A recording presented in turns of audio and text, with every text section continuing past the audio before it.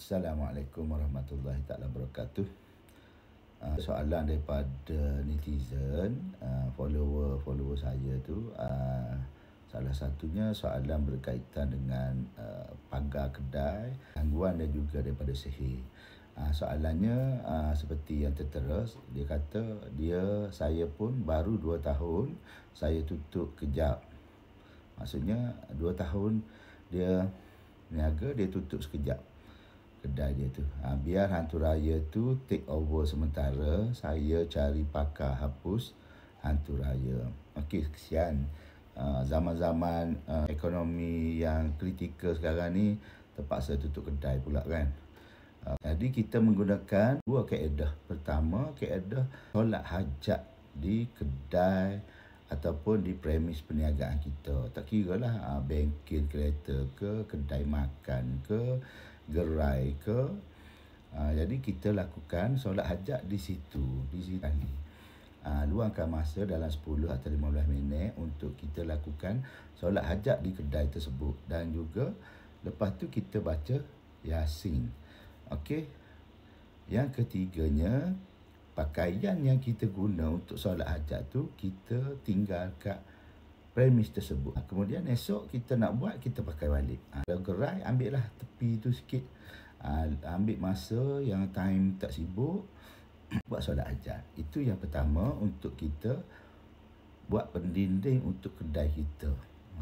Walaupun orang tu gunakan sihir ke apa, insya-Allah solat hajat tu sangat berkesan sebagai pendinding kedai kita tu, insya-Allah. Kaedah kedua, untuk kita cuci kedai. Sebab bila kita lakukan benda ni, kadang iblis tu dia tak perlu disuruh.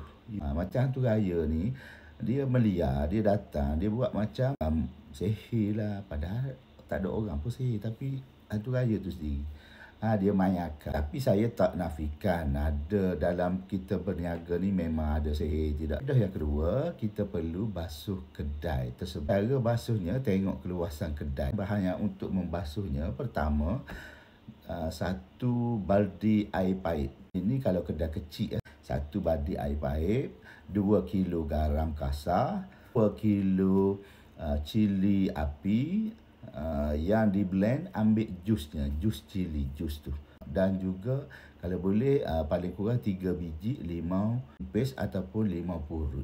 Sebelum kita campurkan bahan tadi, kita buat solat hajat. Boleh buat sendiri, sebab kedai sendiri kan, kedai sendiri boleh buat sendiri. Sebab kita sebagai tuan punya kedai bertanggungjawab menjaga keharmonian dalam kedai tu, kan. Jadi kita buat sendiri. Kita ambil bahan-bahan tadi, campurkan, lepas tu gaul lah. Gaul. Kalau boleh jangan kena kulit lah. Air tu dia pedas dan gatal. Jangan bagi kena kulit lah. Kalau boleh pakai sapu tangan. Kita dirus dan ratakan menggunakan penyapu ataupun penyapu lidi. Ratakan biar rata. Okey, kita boleh buat dah tu, sama ada kita nak biarkan dia kering dengan sendiri ataupun kita nak bilas selepas tu. Tunggu dalam 20 minit dia kering, lepas tu kita basuh dengan air biasa. Dia mungkin dia tak bau lah, limau apa semua tu.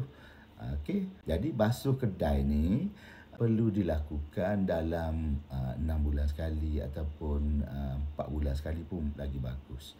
Atau kalau boleh 4 bulan sekali, lagi kerap lagi bagus. Pilihlah waktu yang sesuai, insya-Allah. Semua kaedah-kaedah tu untuk menghalau iblis dan syaitan yang ganggu kedai kita ataupun sihir-sihir yang dihantar. Kadang-kadang orang tak hantar sihir pun. Kadang-kadang setengah orang, dia kedai sebelah, dia ambil pelaris dia tu pergi tutup kita punya kedai. Banyak yang gitu saya jumpa, adalah. Okey, insya-Allah kita bertemu di lain topik. Assalamualaikum warahmatullahi taala wabarakatuh.